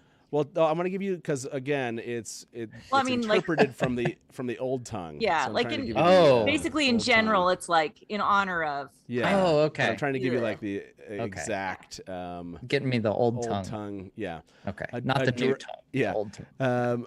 A direct translation of the name is no, I think that's not the right one. Basically, that's kind of what it means. It's Yeah. like an honor. I'm gonna go get the I want to make sure. Yeah. So I got to give you the True Blood. There we go. True Blood. Okay. True Blood is a direct translation, but it's honor to often is Yeah, the way, honor you know. to. Yeah, Okay. honor of, whatever. Yeah, Thank I you. don't know all of the direct translations of old tongue words. I have no problem admitting that. There are lots of old tongue words. Okay, so let me bring in our final caller, and then we'll tie things up here. Let's bring them into the show. Hey, welcome to the Dusty Wheel. Hey Who's guys. this? Hey guys, my name is Jeff. I'm a longtime Wheel of Time reader. I started between Winter's Heart and Crossroads of Twilight, that publication. Only met him once, the author. Awesome. And basically it has to do with this book I discovered. He might have really inspired him to write The Wheel of Time. It's Okay. called The Dragon Waiting by John M. Ford. And if you look up this article on Slate by Isaac Butler, it's about how this author, John Ford, I just have a feeling it was one of his most important books, Robert Jordan's, because reading it, it's like reading like a precursor to The Wheel of Time. Oh, And Interesting. no one Okay. knows about it. It's very cool, and it uses various different like points of view, and that's where I think Brandon Sanderson is like this third-person limited that he uses for characters is probably the most important technique any writer can use. Yep. And reading The Dragon Waiting, it uses third-person limited and then switches to third-person objective. So it's like it's the same idea as if The Wheel of Time were like if the characters influenced your muscles. It's kind of like an isometric. yeah. It's like the volume of third-person limited characters Robert Jordan pulled off is insane. Yeah, I don't know It's if you. Yeah, I don't. That's a big thing. Lord of the Rings, Matt. Just the sheer number of characters in the Wheel of Time is absurd, and that is one thing that Wheel of Time fans just love because it just the world feels so real because there's so many named characters. Yeah. Like thousands Right. of named characters, you know, Yeah. and he has some so with- many point of and view some with characters. names really similar to others too. Like Yeah, that's- confused Yes. Egwene and Elaine. Yeah, and he often will use. He has characters with the same name, which we have in the real world, right? Yeah. Same name character, sure. like first Yeah. name. Oh or yeah, something, we've and so we've got yeah. that too. so Yeah. Matt right here. So he'll do that, and it does give this like feeling. But it really interesting what you're saying. I'm opening up the Dragon Waiting now. I need to go read this. Yes, because third person limited is my favorite way of having a story told because I love the unreliable narrator aspect to third person limited, which is fun because it's very kind of theoretical, it's speculative of like how much you can trust those characters. So yeah, interesting. I have to check out the Dragon Waiting. Did you just Yeah, run the into the other Dragon important Waiting part- or? Oh yeah, go ahead. Yeah, its title is The Dragon Waiting by John M. Ford. And the article, if you want to look it up, Whatever Happened to John Ford, is by Isaac Butler, and it's published in Slate. Okay. And it's hard to explain without giving spoilers. There's a good spoiler review by someone named Rydra Wong. She Okay. gives a Yeah, don't spoiler-free give review of why you spoilers. should read this. Yeah, don't give no spoilers. problem, Now I want to read it. Well, I'll without spoiling it, I'll just tell you it's an alternate history. It's basically like Guns of the Okay. South, but set in the Middle Ages. Okay. And Interesting. this is where I think it inspired Robert Jordan. Instead of men not being able to channel, in this world, it's like Christianity never arose in Europe after Rome fell. So Okay. everyone's still worshiping Zeus or Mithras and that's where you get history like could have unfolded this way or that way. And Robert Jordan in 1983, when he read this, when it came out, he might have been, oh, this is what I needed for Eye of the World. Interesting. So Okay. it's Yeah. cool to think of it. And Yeah, that's I at least that's when I get it. So food Yeah. for thought. Well, Yeah. thank you very much for calling in and sharing that. Do you have before I let you go, are you excited for Rings of Power? Are you a Lord of the Rings fan? Where are you at? I'm more not as much a Rings fan as Wheel of Time, but I will Okay. say Yeah. for the Rings of Power specialist on your team, there's another novel that most people have never heard of called The Worm Ouroboros by E.R. Edison, which that's like proto Tolkien if Dragon Waiting's proto Jordan. Interesting. Okay. The Worm Ouroboros. He Well, likes his women lusty, and Tolkien's sort of more of a prude, so that's kind of, I think, another missing link in. Well, I will say It's okay. this. Jordan picked that up. It's fine. Fine. My friends are laughing right now if I say I'm going to read these books. They're going to go on a list of books that someday I will read. Hey, but thank you very much for bringing both of these to our attention. I'm just like you, huge Wheel of Time geek. It's hard for me to ever move on from the series to anything else. I someday need to read the Expanse books. You know, I need to read other things and do other things, but this has just always been too much fun with the Wheel of Time, and it's hard to give up. So, hey, thank you very much for holding on and being our last caller tonight, and we hope you have a good evening. Likewise. Thanks very much. Thank you. Thanks. Bye. Bye. Bye. Well, fun callers tonight. I love it. Yeah. I want one more kind of lessons learned, and then I want to move on to basically give away a mug here and let you all get going. This is one thing that stuck out to me, and Kristy, I'm sure you have a lot of comments on this. Uh-oh. One thing, because they didn't get all the canon right. So Matt, don't expect the canon to be right. Ah, dang it. And if you love the canon of of the Lord of the Rings as much as I love it, although you seem to be level-headed here, which is, I'm less concerned that they didn't get all the canon right and more concerned, does it work still? If that makes sense? The things that they changed, does it function or not? Mhm. That's more of my and that's still waiting to be seen, if that makes sense, because they've made some changes. But to me, the one thing that's come out where I've thought, this is something you just can't control, and it's the thing we always asked about, which was, is the writing going to be engaging and good? And I think generally speaking, I've enjoyed the episodes, but there is an unevenness. It feels like just different writers getting a hold of material and focusing. I love episode 3. I love the writing of episode 3.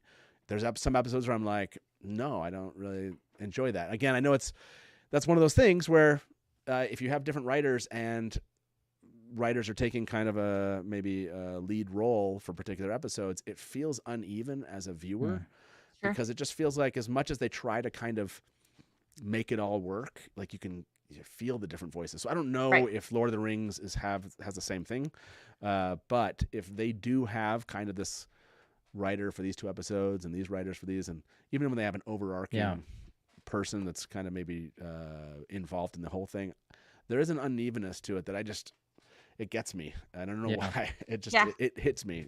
Did you find that in kind of your analysis, Kristy, of Wheel of Time? Do you feel like there's an unevenness to the writing?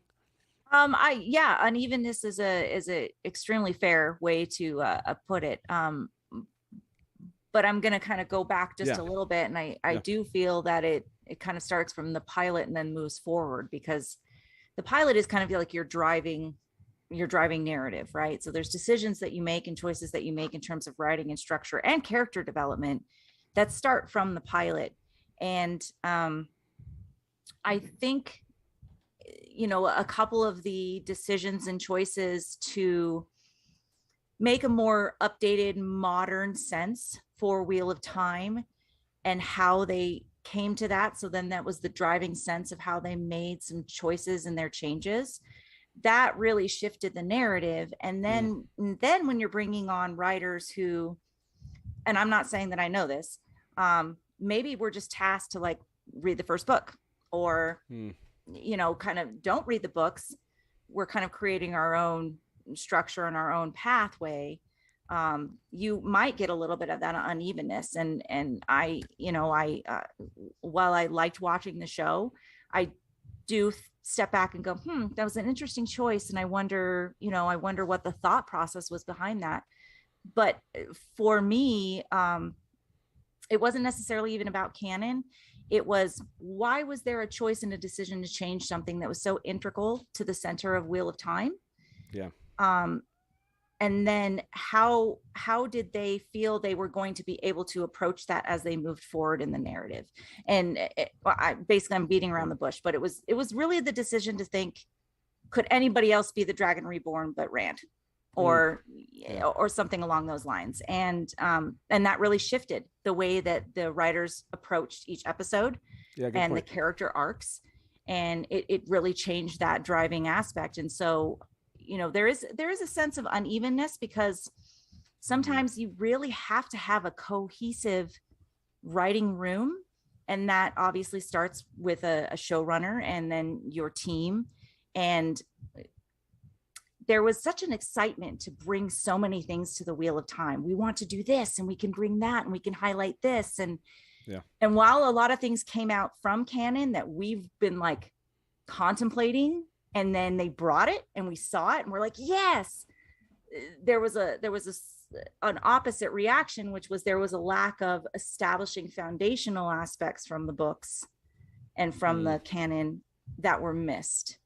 And you know, so I feel there was just a couple of questions where, you know, times where I just questioned the choice of why they decided to do that. Was it worth the choice for them to want to kind of modernize something or put something in there so that they felt like it spoke to such a broad, greater general audience, but at what sacrifice?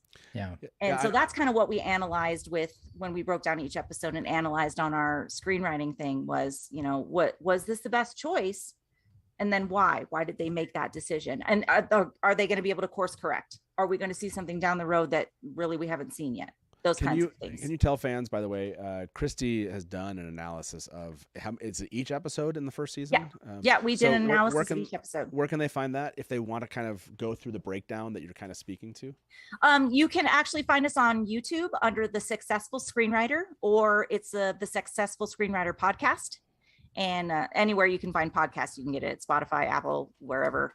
Spreaker is one of our big ones, but I need to go listen to it, because I would love to. I know we don't have time to like even dig into that. Sure. But I'll put a link in the description for those of you that are out there. Go check that out. Wheel of Time fans, if you want to kind of hear a breakdown, looking at it from the screenwriter's perspective, because this is something we have writing for, like Matt. Right. And that's where I'm a little bit like, I'm trying to keep my expectations low for Rings of Power, because they just had some history here. Right. This is all new. New. Yeah. Like, that's where is that one of your biggest concerns? Or so that was I actually jotted this down while you guys were talking, because it made me think, you know, you guys are talking about adaptation, and you know, whereas Wheel of Time, you know, obviously has this entire book series that they're adapting. Sure. For Tolkien's Second Age, it's the age that he wrote the least about. Right. So what we have basically, and it's spread throughout. Now, there was recent news that there's actually a new Tolkien book that's accumulating all of his Second Age writings into a single book called The Fall of Numenor, which is going to be awesome, because I won't have to go between like 4 to 5 different books now. Because the Second Age writings are in the appendices after the Return of the King. They're in Unfinished Tales, they're in the Silmarillion, and they're in a couple volumes of the History of Middle Earth.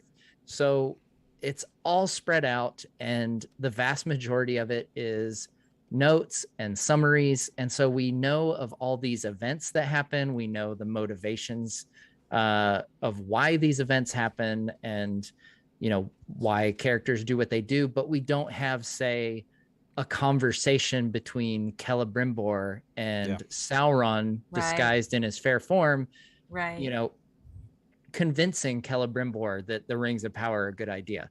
We don't know what that looked like in Tolkien's mind. So in a way, it's, you know, I would imagine could be a blessing and a curse, because, you know, in one sense, you know, it's not like, you know, the showdown between Gandalf and the Balrog, where it's described and we, you know, get this visual image of the Bridge of Khazad-dûm. And so, then when we go see Fellowship of the Ring in theaters, we determine like, oh, that lined up with my expectations. There's so much that is completely left to the imagination. Yeah. So Yeah. it could be a blessing because they could, come up with something really incredible that's not bound by any particular guidelines. But on the flip side, it could be completely different than what you've always had in your head of what, Right. might have played out. So yeah, it all depends on execution, honestly. And I think, it's like I said, it could be a blessing and a curse, because I think, when you have a foundation that's Tolkien and you have dialogue that's written by Tolkien, it doesn't take much of a detective to determine in Tolkien adaptations where Tolkien's words are being used and where his, a Right. modern writer's words are being used. Right. Meat's back on the menu, boys, believe it or not, is not something that Tolkien wrote for his words to say. I mean, it's fine. Like, it's a fun line, whatever. But, it doesn't have the same pop as, some of the more beautiful, eloquent speeches that we get, ride for ruin in the world's ending kind of thing. Yeah. I think, and Matt, you said something in one of your videos, because I'm just going to plug you right now. Guys, literally go watch his channel because it's amazing and awesome. Right? But you did mention something you kind of talked about, and you did this really great video where you said, here's kind of what I'm really looking forward to, and I kind of have great feelings about, and then here's things that I'm a little trepidatious about. And one of them was condensing the timeline. Yeah. Right. And so, of course, that is almost in the same realm that we were with kind of the Wheel of Time, where this is a big decision to do that. Yeah. How is that going to be executed, and will it work? And will that choice be successful?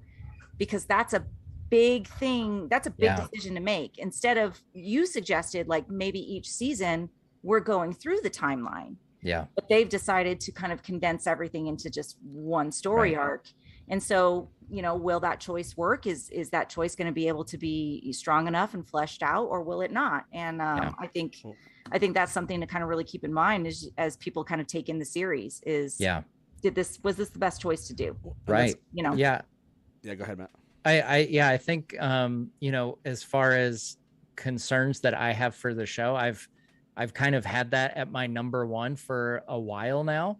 Ever since it was confirmed that, they are not, there was early rumors they were going the Game of Thrones route, and that it was going to be, all kinds of gratuitous stuff that's not family friendly, we'll say.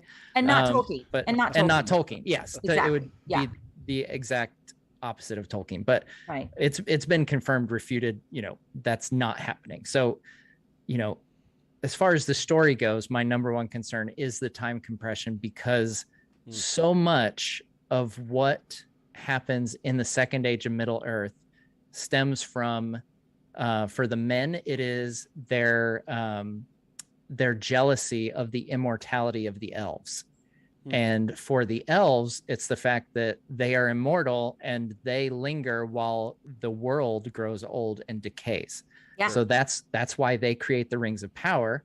And the men's jealousy, the Númenóreans' jealousy of immortality, is why they are susceptible to Sauron's deception and what causes their eventual downfall. Sure. And when you condense the timeline, it's essentially what we're getting is a single human lifespan.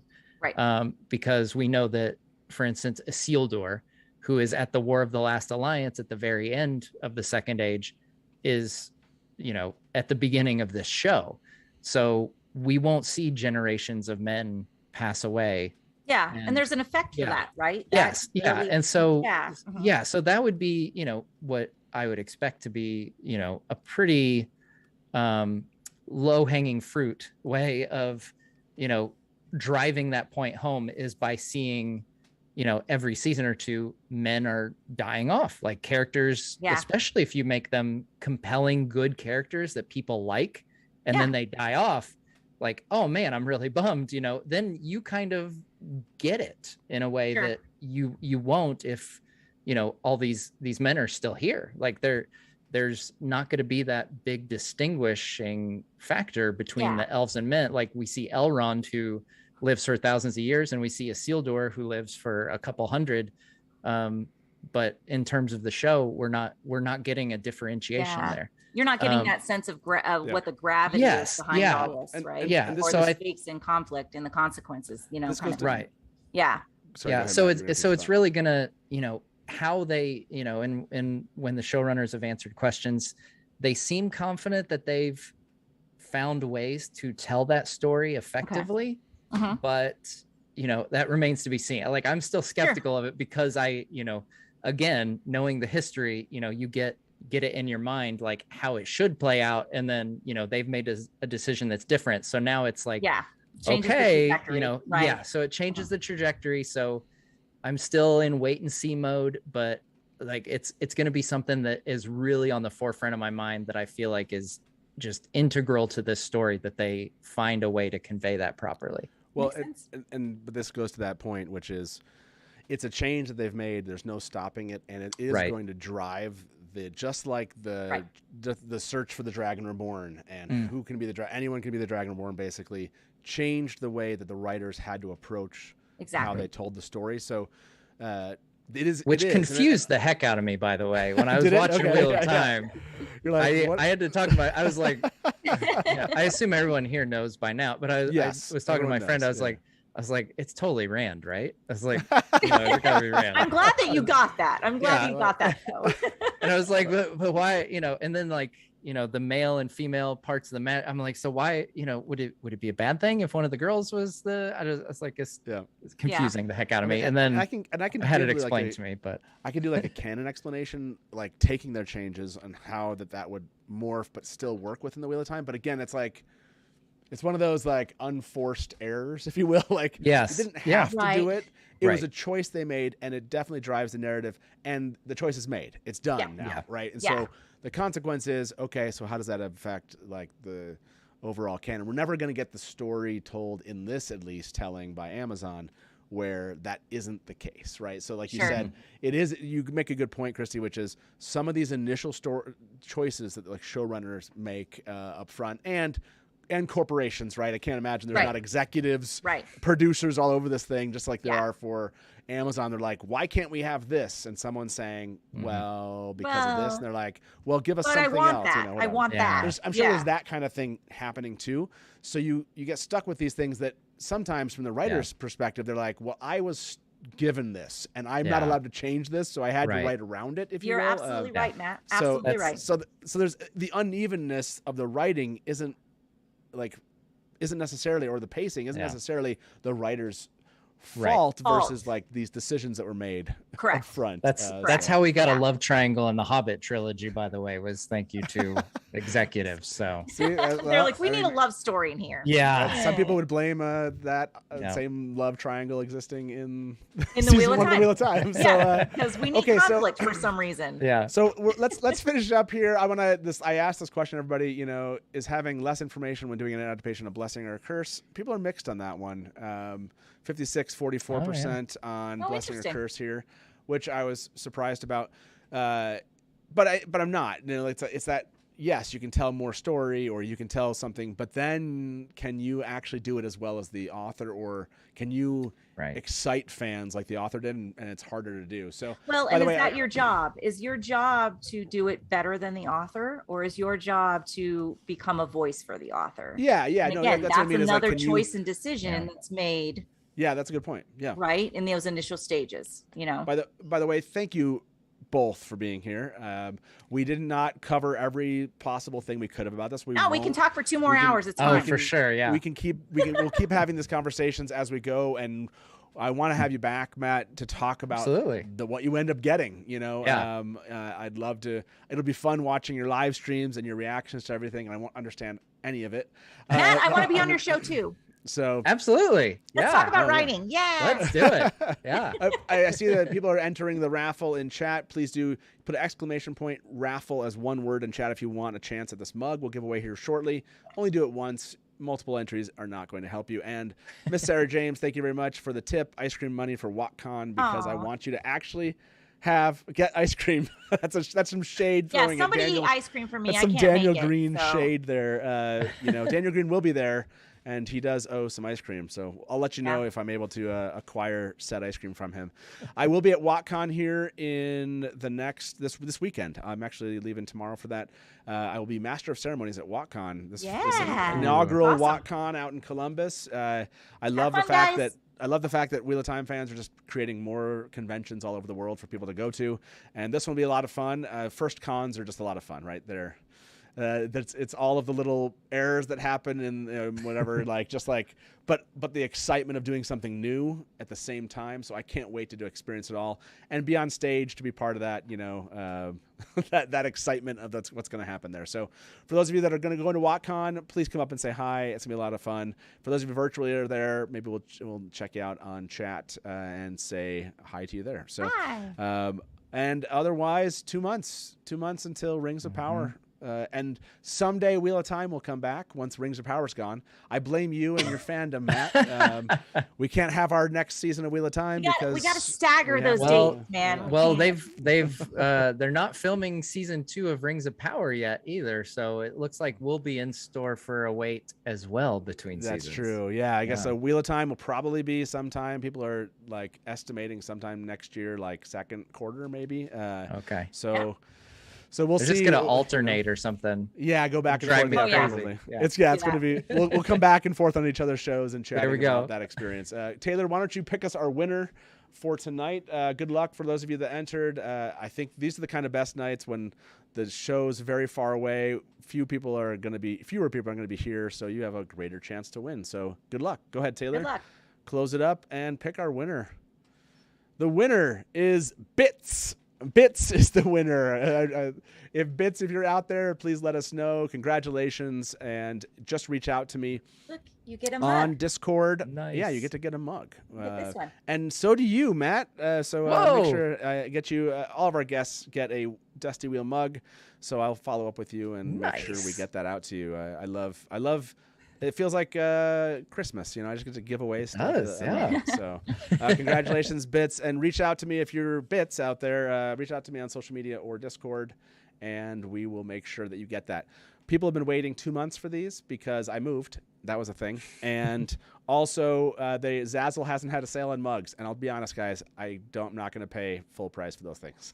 It's too expensive. You need discount. I don't actually get paid to do this by anyone, including Amazon. So this is all money that I to popular belief. Yeah, this is all money that I go out and make in the real world at my job. And then, but thankfully people like Ryan Timms and fans do donate money. So Ryan Timms' money will likely be part of the money going out for mugs. So I do appreciate it when fans do make donations because it goes right back into our fandom here at the channel. So much appreciation, Ryan and Miss Sarah James and Jay Diggity for your tips today. Really appreciate that. Thank you all for being here. This has been a lot of fun, and will be not the last time we have conversations about the Wheel of Time, Amazon Prime, and Rings of Power. So with that being said, be back here next Wednesday. And like I said, Todd, Mary, and Natalia will be back talking episode 1, breaking it down scene by scene. I love those discussions. Oh, That's Matt, it, I gotta everybody. say one thing. Yes, Before yes. you smash the black. Oh my gosh, it is Sarah's birthday. Oh my gosh, happy birthday, Sarah Nakamura. Sarah, if you're listening and you hear this, happy birthday. Or if her mom's on. Her mom always watches. In chat, please wish Sarah Nakamura a happy Everyone birthday. wish Sarah happy birthday and send her a message. It was awesome to see Sarah back on social media. If you missed that, go check out her Instagram story on. But it sounds like she's back and excited to be back here chatting about the Wheel of Time. So anyway, sorry. Happy birthday, thank Sarah. you very much for bringing that up. I totally forgot. So yes, happy birthday, Sarah, if you're out there and you hear this. And please go check out Nerd of the Rings. I mean, everyone knows Nerd of the Rings. But if you don't, you should go follow them. Congratulations on hitting over 600,000 subscribers. I'm sure within another year you will eventually hit 1 million. I can't wait to that day. I'm looking forward to congratulating you on that moment. So, well, that being said, thank you both for being here. And as we say around here, good night from the Dusty Wheel and smash to black. Welcome to the Dusty Wheel. Hey, welcome back to the Dusty Wheel. You went right to kill it. Look at you. You're all ready. You're just done. I mean, this is like this is one really of the well. biggest scenes. And now I'm like, great, my turn. And if you don't like that, and you want to say, well, Robert Jordan could have made the two rivers all white. He could have, but he didn't. So, Just complimented me on my dress, and as you can clearly see, I'm Sad. not white. I see Nakomi as something along the lines of a Shadar Haran analog. It does make sense why it outlasted the breaking. Yeah. See, this is why I have Therese in the show, because she's going to correct everything that. Hey everybody, welcome to the Dusty Wheel Show. What? Meme Off Challenge. Yay! Like baby face mounted on like a huge body. So like all This of is a not sudden, just it's a like, traditional fantasy, right? There are sci-fi And elements. just a for moment those that are ago, kind of interested. Rafe tweeted something. So let me get my guest in here with me, and Probably I would say put in 70-80% of the work. I got to be over the shoulder and be like, no,